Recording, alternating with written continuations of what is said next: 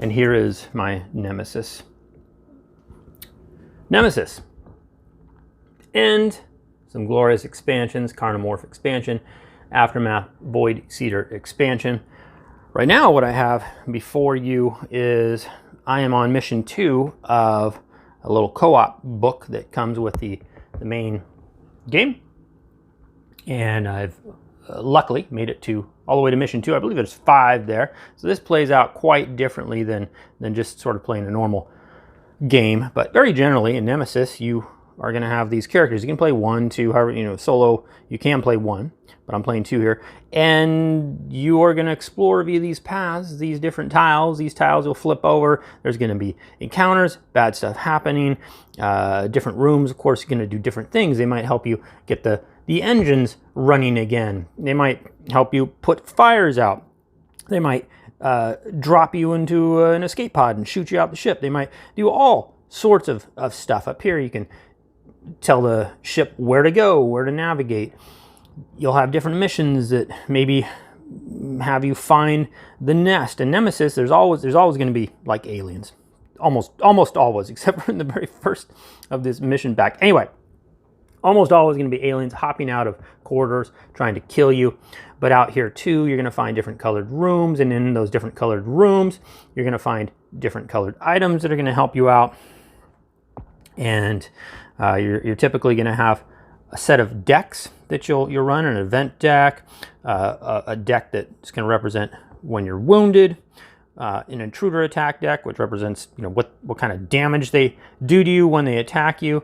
You're usually going to have some sort of an intruder board here. You'll be able to find weaknesses to help you fight off the aliens. You're not, very generally in this game, you don't go after the aliens because they're gonna kill you. You basically run around until you die. That's your average game of Nemesis. You run around frantically thinking maybe you have a chance, then you find out you don't, and then you die. So that's your typical experience. However, it is gloriously frustrating and fun at the same time. But there's different modes. So you got, actually on the other side of this board is an entirely different ship that you can experience too. And it works similar, but supposedly it's a little different. And then your average game of Nemesis runs similar, but with the Carnomorph expansion, you're going to have different bad guys that operate totally differently. They're going to have their own event decks and attack decks, and you're going to get character mutations in this one. It's kind of interesting. They grow and evolve by sort of consuming each other. Over here you got the Void Cedar Aftermath expansion. The Aftermath expansion has a little bit of modular stuff that you can add to any game, but then you got the Void Cedars, very similar to the Carnomorph. It's got their own boards and their own ways of operating. The Void Cedar is actually kind of cool. It's sort of this, has this insanity thing where you're going to have a panic deck, and depending on how insane you're going, bad things are going to happen to you, and these monsters are kind of more or less in your mind. So very interesting theme that's got going on there. Then you have this little book comes with the, well, it came with my base game. That's a cooperative story book. That's another mode that you can play. And in the Aftermath expansion is a way you can play a mission style of play that has all sorts of cool goodies that you can add in, like turrets and other stuff. But so there's what, 1, 2, 3, 4, 5 different modes of play, 2 different boards. You've got your characters here. Your character is going to be run by drawing cards. Depending on who you're playing, you're going to have the scientist is good at doing sciencey stuff and, you know, analyzing alien eggs and stuff a little bit better than other people, let's say. And then basic action. These cards basically allow you to do certain things. Similar, all of them. They all start with a deck of 10. Well, almost all of them. In the Aftermath expansion, there's a CEO that starts off with more cards. Anyway, because it has a little robot thing that comes with. Aftermath has very cool characters. Adds tremendously to the game. But Pilot and the Scientist here come with the base game. But again, deck of cards that represents the actions it takes. They've got, you know, they tend to come with a gun. They tend to come with different little abilities here. You're going to be able to monitor the damage you take, whether you get slimed, whether you're able to send the signal. You can craft items. Here's some of the cool stuff you can find. A grenade. I got an energy charge. She has been seriously damaged. Her leg is not doing well. You take enough of those serious damages and you just die. But that is, well, oh yeah, this is a very cool part of the game too. You can get infected a lot, and you'll draw these cards and they'll clutter up your deck, but you can't really read what these say. There's some letters in there that'll tell you if you're infected or not. It'll literally read infected, and the way you find out is you insert that card into this little red reader when you take certain actions to find out if you're infected or not. You can be contaminated and not infected. Anyway, this whole deck is the same type of card, but you never know if you're infected or not. Nemesis, one of the best solo games that I've ever played. And with his whole arsenal, I could leave this on my table forever. It's already been here for over a month. And then we have Middara here on the main table. Again, been up here, I think, more than a month. Huge game. I mean, and that's a bit of an understatement. This is the book that you play through here, and I'm on what, 92, and we got, it's like 400 something pages of story and scenarios as you go through it. Very cool too. Got this nice mechanism, very similar to Nemesis there, where you put this little decoder over these areas when you're supposed to read them, so you can read them, and kind of hides material that way. Very nice, simplifies things. Yeah, fantasy, role-playing, adventure game, and massive, complex. You know, this is not a starter solo game. You can play it with 2 characters, but it's really designed to play with 4 characters. And I've tried it with 2 players. I didn't like it. You know, you really need to get the real feel of this game. You need to use all 4 of the main characters. And you got Rook over there. You got Nightingale, Zeke, and Remy. They all have sort of their own little abilities, but you can really build them any way you want. These mats, these neoprene mats, you buy extra. I also got an extra set of dice. The base game came with these dice, but I got another extra set so that when we're playing, you know, we don't have to throw dice all over the place. You got the set you need over there. It's just sprawled out all over the place.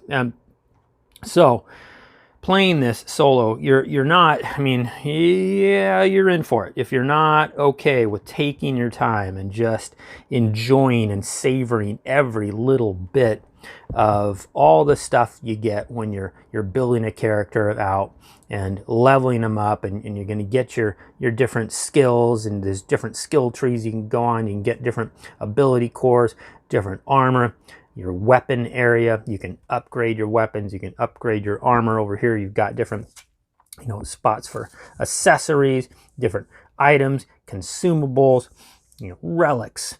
You can have familiars. You can really build up your character just the way you like, but it adds a massive amount of complexity as you're trying to coordinate all these things based on the scenario you got. What is incredible about the way these scenarios are put together. At first I thought, oh, what a cop-out. They just got these, you know, I don't know, it's like a 6x6 grid, and you just put together a few squares of these grids, and ta-da, you got your scenario.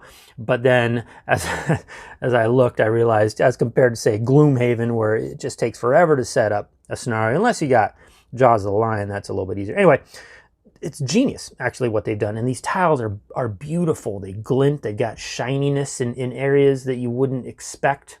And the detail is exquisite. The way they've got, you know, just the different areas on the map, as you can imagine. Barrels, this red outline means you can't really do things through it or see through it and stuff. Then you got your obstructed areas and your normal areas, and everything's all just laid out beautifully. And well, what else we got here? There's the big old box, all the different bad guys. You got some stuff you're going to unlock as you know, legacy style. And some miniatures up there, lots of miniatures here. There's sort of standard miniatures. There's tons of bad guys. You got this stack of bad guys here. and all with their different abilities. The AI is, again, kind of complex to run, but that's what you need if you're going to have just a bunch of different bad guys that can do a bunch of stuff. And then underneath all those bad guys is the stack of tiles that made up the two over there. My favorite thing about this game really is the way battles are handled. It's so complex and beautiful. You're fighting all the time, but you're also finding stuff and different treasures, and you go around a certain corner, there'll be different things that unlock different parts of the story, and certain things jump out at you and all that stuff. But mainly you're fighting, and the fighting mechanic on here is like no other I've ever really experienced. Well, I mean, it's you know, I'm looking up here, I've got, you know, sword and sorcery, so that's pretty complex, and it's got a pretty good complex battle mechanic. What other sort of role-playing games? I know I'm just going over the Hand of Doom, Dungeon Degenerates. You got Too Many Bones. You got Jaws of the Lion. You know, over here, you got Mage Knight. You got well, anyway, I've played. Oh yeah, how can I forget? Of course, Kingdom Death Monster. So this though is easily one of my favorites, and I mean, nothing's ever going to replace Mage Knight over there. But as far as story, it's very rich. It's beautiful to look at, and when you're rolling for battle, there's so many different ways it can play out. Because first you roll, you know, to see if you hit, and then there's all sorts of different things your opponent can do. It might dodge, it might not. Then if you hit, it allows you to do something. Now you got to calculate your damage. Well, you know, how much damage did you do? Now you get to look at the little symbols on the dice. You know, how strong did you roll? The different colored dice are represent the different strengths of the die. And if you get little symbols, depending on the type of symbols on the weapon you hit with, you can add up the symbols and get bonus damage. And then, yeah, if you manage to score some damage, maybe your ability has a follow-up ability. Now, if you don't do any damage or you don't hit, well, now the whatever you're attacking could possibly counter you. And now you're on the defense, and back and forth, and just beautifully involved, beautifully done. Middara is a keeper, and you know, as much as I try to play this solo, I get in trouble if my family sees me.